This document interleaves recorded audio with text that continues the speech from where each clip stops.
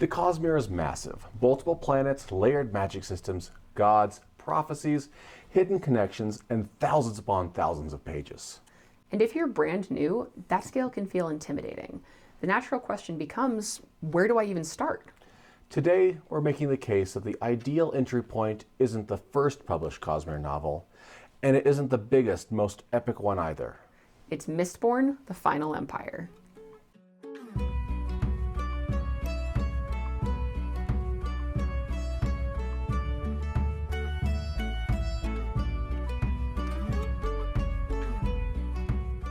When people ask where to begin the Cosmere, three titles usually come up: Elantris, The Way of Kings, and Mistborn, The Final Empire. All three are valid, but they create very different first impressions. Let's start with Elantris. Since it was published first, reading in publication order is a completely reasonable way to approach a new author. And we're not dismissing Elantris. It's thoughtful, it's political, it's philosophical. It asks really big questions about faith, leadership, and identity. It also shows early glimpses of what Sanderson became really famous for: intricate magic systems and carefully constructed endings. But here's the issue. It's slower and less action-forward.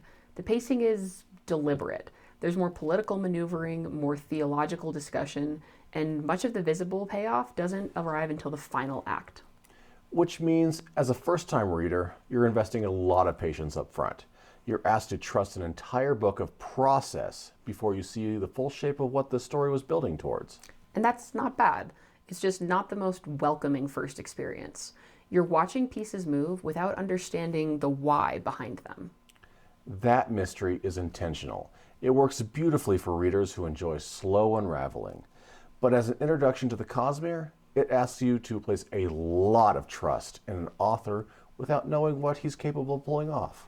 And if someone begins here and finds it dense or methodical, they might assume that the entire Cosmere feels that way. And that would be unfortunate, because Sanderson's strengths in momentum, escalation, and structured payoff are much more visible elsewhere. Yeah. And while publication order is logical, reader experience matters more than chronology. Then there's Way of Kings, which many fans will argue is Sanderson at his absolute best. And they're correct. It's emotionally powerful, the scope is enormous, the character work is layered and philosophically complex. It's also over 1,000 pages long. And that length isn't just physical, it's structural. Stormlight doesn't ease you in. It opens with multiple point of views, deep history, unfamiliar terminology, and a world that just expects you to keep up. You're not just learning a magic system. You're learning cultures, politics, religions, ecosystems, and a massive backstory that stretches far beyond what's happening on the page. None of that's bad. It's actually what makes Stormlight: The Way of Kings incredible. But it requires trust. You have to trust that the slow build is going somewhere. You don't casually try Stormlight. No. You have to commit to it. Starting Stormlight first is like signing up for a marathon before you've ever jogged a mile. You can absolutely do it, but for a lot of readers, that level of investment right away is overwhelming. And here's the real risk. If someone stalls out halfway through a 1,000-page epic, they don't usually think, maybe I should try another Sanderson book. They think, maybe this author just isn't for me. Which is tragic, because Sanderson is one of the most prolific and comprehensive epic fantasy writers out there. You just need the right entry point. Mistborn sits right in the sweet spot. At around 540 pages, it's substantial but manageable. It moves quickly. The climax feels earned. It showcases Sanderson's strengths in a package that feels totally approachable. You finish it feeling satisfied, not confused, not exhausted. And it has a strong narrative engine. It's a heist story. You don't need to understand the Cosmere to enjoy a good heist. There's a crew, there's a plan, there's tension and escalation. And you're grounded through Vin, who learns the magic system and the social rules of the world at the same pace that the reader does. There's a lot of exposition, but it never feels heavy because you're discovering everything with her.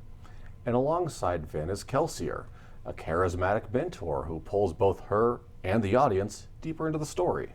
All of that combines into a very clear perspective, which makes the world feel familiar right off the bat. One of the hardest concepts in the Cosmere to fully wrap your head around is investiture, the underlying magic physics that powers every world. Every planet expresses that power differently, and each series explores it as a different level of complexity. On Cell in Elantris, Aeon Door is elegant but intricate. It's tied to form and precision. You spend most of the book learning it alongside the characters, slowly piecing together how and why it works, but more specifically, why it's not working. And on Roshar in The Way of Kings, surge binding is layered and expansive. It's tied to oaths, bonds, history, and multiple interacting forces. Even by the end of the first book, you're still only seeing part of the system, and honestly, I still don't fully understand what it's capable of. Both of those magic systems are arguably much more complex than Mistborn Era 1. But that's also the problem. Starting with Mistborn and Allomancy helps you understand the mechanics quickly, which means you can focus on enjoying the creativity instead of decoding the rules.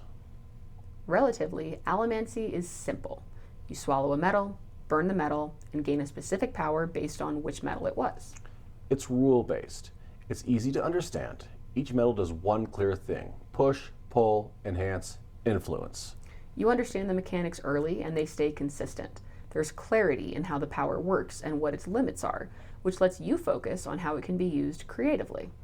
By contrast, in Elantris, you're spending much of the book trying to understand the magic and why it's not working. The full picture doesn't really click until the Sanderlanche at the end.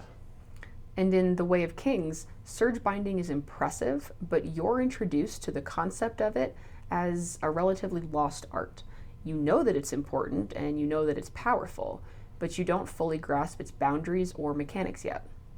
So when it comes to a magic system that feels complete inside a single book, Mistborn really delivers. It's simple, structured, and explained in a way that never feels like a lecture. You understand the rules right away, and that payoff matters, because you get to watch Allomancy in action almost immediately, seeing its potential expand through clever strategy and manipulation with action and escalation that makes sense instead of waiting hundreds of pages to figure out how it works. Surge binding might be flashier in scale, Aeon Door might feel more elegant and mysterious.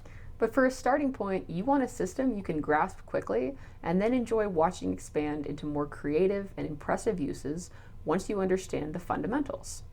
Mistborn gives you that without overwhelming you. Here's the real reason Mistborn works so well as a starting point. It feels complete, but it scales. You can read it as a standalone and walk away completely satisfied. Or you can continue into the trilogy, into later eras, into the wider Cosmere.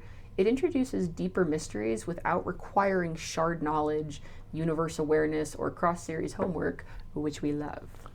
Elantris asks for patience. Stormlight demands commitment. Mistborn asks only for curiosity.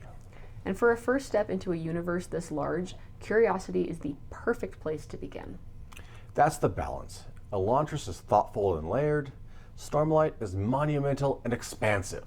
But Mistborn is inviting. It's structured, fun, thematically rich, and it prepares you for everything that comes after by building confidence instead of confusion. It shows you what makes Sanderson special. Tight plotting, escalating stakes, clever magic, emotional payoff, and a package that feels approachable. And once you've experienced that, stepping into the larger Cosmere doesn't feel intimidating. It feels exciting. If you're brand new to the Cosmere, this is the door we'd hand you the key to. Because once you step into the Cosmere, there's always another secret. If you're already deep in the Cosmere, where did you start? And if you're new, did we convince you to pick up Mistborn: The Final Empire? Thanks for joining us, and we'll see you in the next chapter.